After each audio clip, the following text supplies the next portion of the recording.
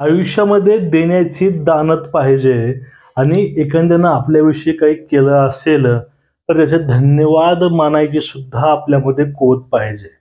प्रत्येक वेळेस गिधाडासारखं लचके तोडायचा प्रयत्न हा अजिबात करू नये.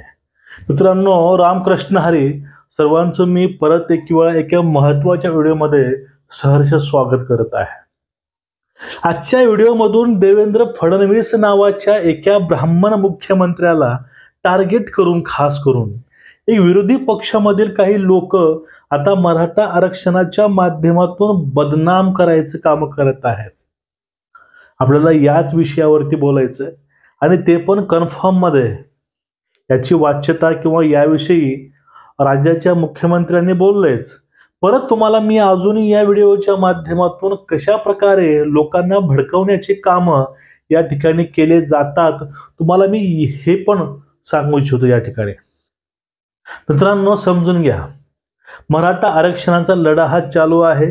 कोर्टानं परवानगी नाकारलेली असताना राज्य सरकारनं परवानगी दिली आहे. याची आभार जरांगे पाटलांनीही मानलेले आहे. आणि ज्या प्रकारे सहकार्य जरांगे पाटलांच्या आंदोलनाला सत्तेमधील लोकांनी सुद्धा भरपूर केलं यावेळेस. मागच्या वेळेस होतं पण कमी होतं, पण यावेळेस आपल्या परीनं प्रत्येक व्यक्ती सहकार्य हे करत आहेत. कालची म्हणजे परवा दिवशीची गोष्ट आहे, ज्यावेळेस पुण्यावरनं निघाले त्यावेळेस धाराशिवचे आमदार, तुळजापूरचे आमदार राणा जगजित सिंग यांनी ह्या सर्व आंदोलकांची सोय त्यांनी त्यांच्याच कॉलेजमध्ये केली होती. त्यांनी ती सोय केली आणि त्यानंतर वाटेमध्येही ज्या ठिकाणी समाजातील लोक असतील त्या ठिकाणी प्रत्येकाने मदत केली. त्या ठिकाणी कुठला पक्ष कोण आहे ह्या कुठल्याच गोष्टी मॅटर नाही करत, कारण सर्वांनी साथ यावेळेस मराठ्यांना ह्या आंदोलनाकरता दिलेली आहे. म्हणजे कुठलंही गालबोट लागू नये याची काळजी सरकारने घेतली आहे, सर्वांनी घेतले. याचं कौतुक जरांगे पाटलांना सुद्धा केलेलं आहे. मागच्या वेळेस जी भाषा होती ती भाषा सध्या नाही पाटलांची, त्या भाषेमध्ये संयम आलाय, त्यामुळे त्यांचे काँग्रेस सुद्धा करू शकतो. पण या ठिकाणी मित्रांनो, याच्या माध्यमातून ज्या वेळेस आझाद मैदान या ठिकाणी जरांगे पाटील आंदोलनाला बसले, त्यानंतर जो काही बाहेर बातम्या लावल्यात, काही गोष्टी लावल्यात, ह्या खूप चुकीच्या आहेत आणि याचं खंडन मला या ठिकाणी करायचं आहे. आता देवेंद्र फडणवीस साहेब काय बोललेत आपण ते पहिलं पाहूया.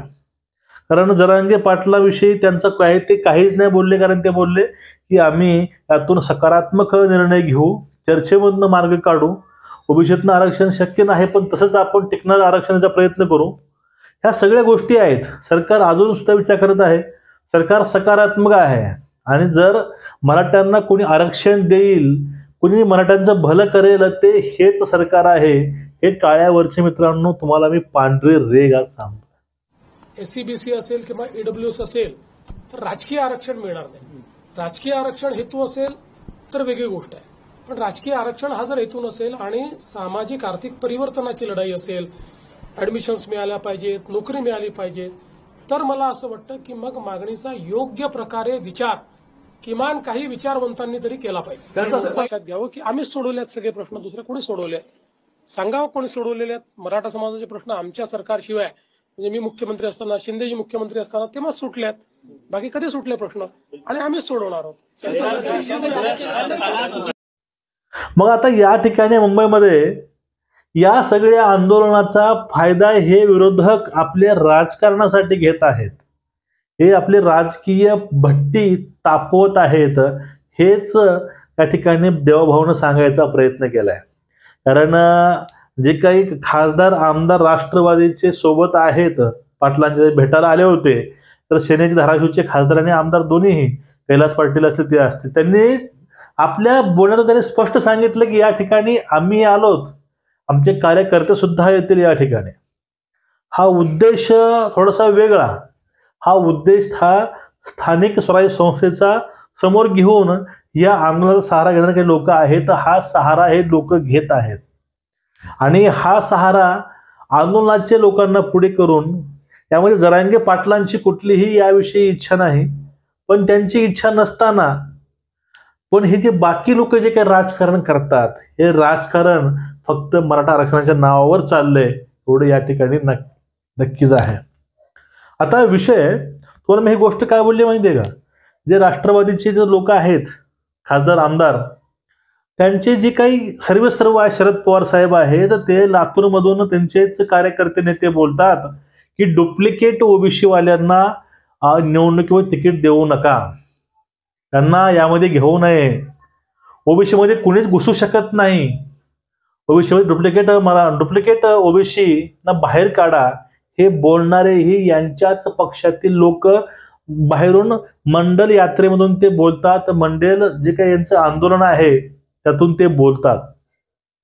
इकडे काही सोबत आहेत, म्हणजे तिकडून मी वाजवायची इकडून वाजवायची काम यांची चालू आहेत. आता जो महत्वाचा मुद्दा आहे, काल न्यूज मध्ये एक अशी बातमी पेरण्यात आली, अशी एक गोष्ट सांगण्यात आली, ती गोष्ट बघा खूप भयंकर आहे मित्रांनो. कारण मुंबईमध्ये जे मराठी आलेत यांची गैरसोय हे शासन करत आहे. सरकारने जे खाऊ गल्ल्यामध्ये दुकानं जे आहेत खायचे प्यायचे वगैरे, ते दुकानं सगळे बंद केले, तर खाऊच्या गल्ल्या पूर्ण बंद केल्यात आणि सरकारनं सांगितलंय की मराठ्यांना अन्न भेटू नये. अशा बातम्या काल चालवल्या गेल्यात.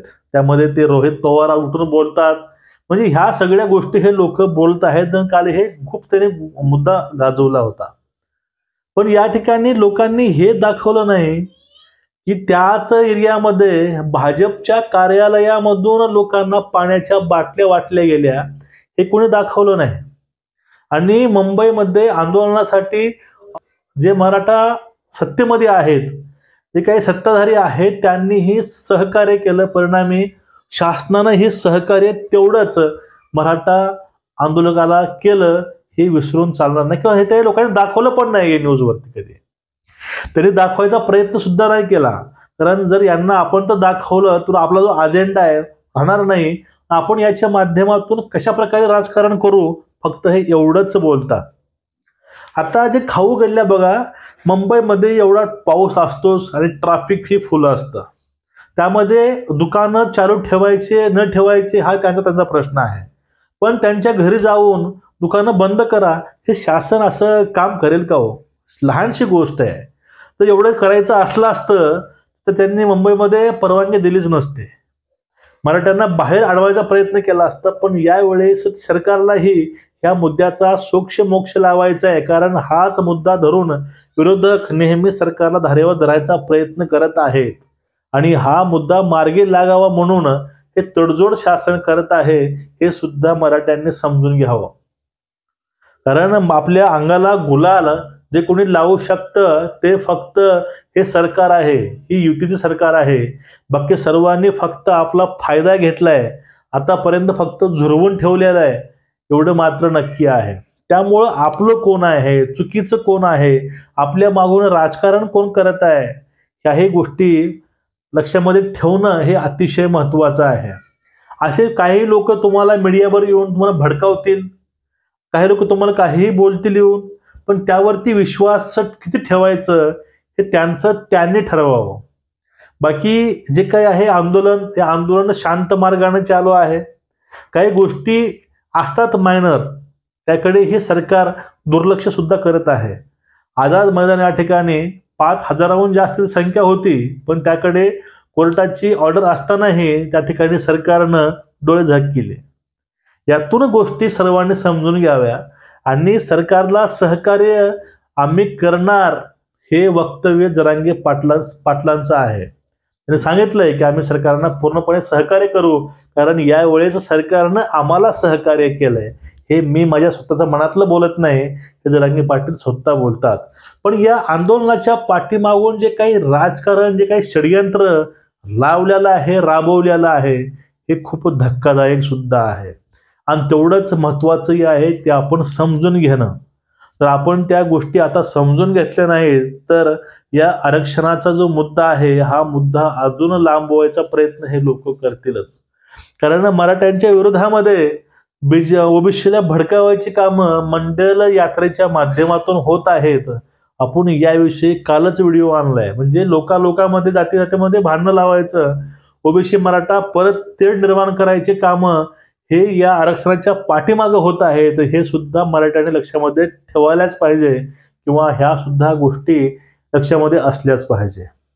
अहो, कुठलेही खाऊ गुल्ली शासनानं बंद न करता उलट शासनानं स्वतःच्या जे कार्यालय आहेत भाजपचे त्यातून पाणी वाटलं गेलं हे कोणी दाखवलं नाही. पण ते खाऊ गल्ल्या मुद्दाम बंद केल्या आहेत. लोकांची गैरसोय व्हावी, लोक परत जावे ह्या गोष्टी म्हणून केल्या आहेत. हे दाखवायसाठी सुद्धा हे चाय बिस्कुटवाले मीडिया हे सगळ्यात पुढे होती. हे दुर्दैव आहे. तर चांगल्या पण गोष्टी दाखवत चला, सलोखा राहावा असा प्रयत्न करा मीडिया म्हणून. तुमचं एकूणच या विषयावरती मत काय नक्कीच व्यक्त व्हा आणि आपल्या चॅनलला सबस्क्राईब करा, बेल आयकॉन दाबा, व्हिडिओ शेअर करा. रामकृष्ण हरी. नमस्कार.